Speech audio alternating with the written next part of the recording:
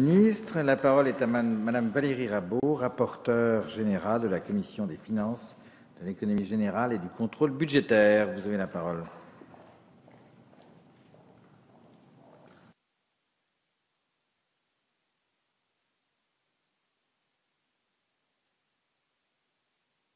Monsieur le ministre, mes chers collègues, cette avant-dernière séance de cette session examine de fait pour la troisième fois le projet de loi de règlement proposé par le gouvernement sur l'exécution du budget 2014 de l'État.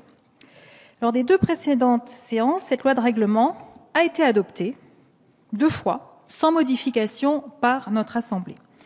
Cette absence de modification, cette absence d'amendement, marque, Monsieur le ministre, le soutien de notre majorité à l'exécution budgétaire 2014. Ce soutien découle, je crois, de 2 constats. Le premier, c'est d'abord la sincérité des comptes que vous nous avez présentés. Cette sincérité a d'ailleurs été appréciée à sa juste valeur par la Cour des comptes, qui a déclaré, je cite, « En 2014, en dépit de difficultés persistantes qui trouvent leur source le plus souvent dans le système d'information et l'organisation des processus de gestion, des progrès ont été réalisés par l'administration dans tous les domaines.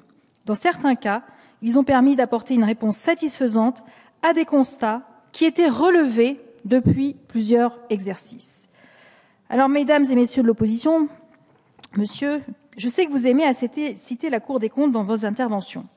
Je regrette que vous n'ayez jamais cité cette avancée que la Cour des comptes a, elle, monsieur le ministre, reconnue.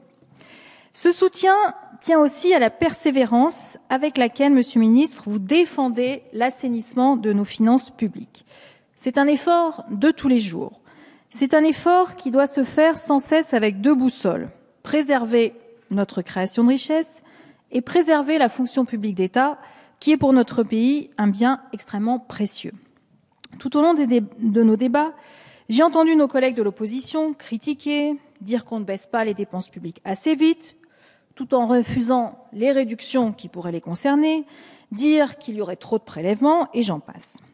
Mais, chers collègues de l'opposition, je ne vous ai jamais entendu parler du coût pour l'État de la dette supplémentaire issue de vos 10 ans de gestion. Alors, je suis d'accord avec vous, une partie de cette dette découle de la crise financière et économique, et je suis la première à le reconnaître. Mais une partie seulement. On ne peut pas tout mettre sur le dos de la crise. Alors, vu que vous n'évoquez jamais ce coût supplémentaire, je me suis livré à un petit calcul rapide, certes un peu grossier, qui devra être raffiné, pour constater que chaque année, nous payons 43, en tout cas en 2014, 43,16 milliards d'euros à l'ensemble des investisseurs qui détiennent les OAT de la France. Et si on fait un petit calcul rapide, on constate que sur ces 43 milliards qui ont été payés en 2014, une partie aux alentours de 10 milliards viendrait de la dette supplémentaire qui a été occasionnée au cours des 10 dernières années. Ainsi, mes chers collègues de l'opposition, ces 10-12 milliards de dépenses, ce sont les vôtres et elles pèsent chaque année sur le budget de l'État. Alors oui, faire baisser les dépenses sans casser l'État et sa valeur, c'est une responsabilité de chaque instant. Et à l'occasion de cette 3e lecture, je souhaite saluer la manière avec laquelle, monsieur le ministre, vous avez assumé cette responsabilité. On peut tourner les chiffres dans tous les sens, mais ce qui est sûr, c'est que le déficit nominal de la France, en fonction du PIB, a baissé. Ce qui est sûr, c'est que les dépenses de l'État ont baissé en euros sonnants et trébuchants. Alors oui, nous avons fait le constat, à l'occasion de cette loi de règlement, que les recettes ont baissé entre 2013 et 2014. Oui, la croissance n'a pas été assez robuste pour jouer un vrai rôle positif dans le rétablissement de nos comptes publics. Et oui, le chômage n'a pas encore baissé.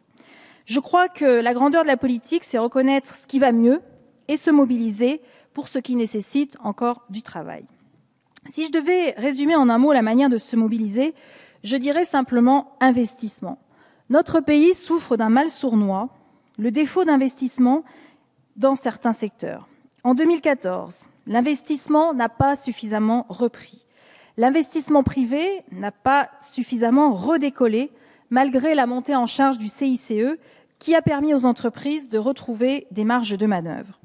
L'investissement public porté par l'État en direct, les PIA, les collectivités locales, n'a pas non plus suffisamment redécollé, essentiellement du fait de la baisse de 10% de l'investissement des collectivités locales en 2014.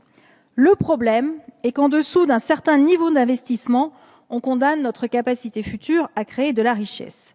Alors investir, c'est se projeter dans l'avenir. Investir, c'est dessiner les améliorations pour demain, que ce soit en termes de recherche médicale, en termes d'infrastructures de transport, en termes d'aménagement numérique de notre territoire, en termes aussi de coopération avec nos partenaires européens. Ne pas investir, c'est se cantonner dans un futur qui est souvent sans perspective. Ce n'est pas tout à fait l'objet de cette loi de règlement, je vous l'accorde, Monsieur le Ministre, mais dans 2 mois, nous nous retrouverons sur ces mêmes bancs pour aborder le projet de loi de finances pour 2016 que vous nous présenterez. Ce projet de loi doit, à mes yeux, incarner cette volonté de l'État de soutenir l'investissement. Alors bien sûr, il ne s'agit pas d'investir pour investir, mais il s'agit d'investir pour que cette France des projets, qui attend un peu de sève pour vraiment pour qu'elle puisse se permettre de s'épanouir. S'épanouir pour elle, s'épanouir aussi pour contribuer à l'assainissement des finances publiques. Car les 10 milliards de recettes, les 10 milliards d'euros de recettes qui ont manqué cette année seraient ainsi parfaitement récupérables, ce qui nous aurait rapproché significativement des 3% de déficit nominal que l'Europe attend de nous.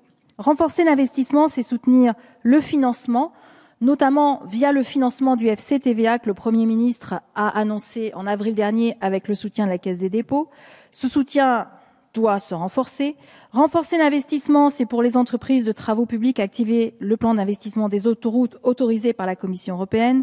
Renforcer l'investissement nous amènera à redébattre à l'automne du budget de l'AFITF pour les infrastructures en Île-de-France, du financement des lignes de train et de leur rénovation. Renforcer l'investissement, c'est mobiliser sans attendre le plan numérique qu'avait annoncé en 2013 le Premier ministre Jean-Marc Ayrault et qui est depuis porté par Emmanuel Macron et Axel Lemaire. Permettez-moi, Monsieur le Ministre, de conclure avec cette phrase de Pierre Mendès France prononcée en juin 1953. L'investissement n'est pas seulement la condition nécessaire du développement de la production, il est le gage de l'avenir de la France. Sur cette parole, cette grande parole de Pierre Mendès France, je vous invite, mes chers collègues, à approuver la loi de règlement pour l'exercice 2014 dans sa version définitive. Je vous remercie. Merci.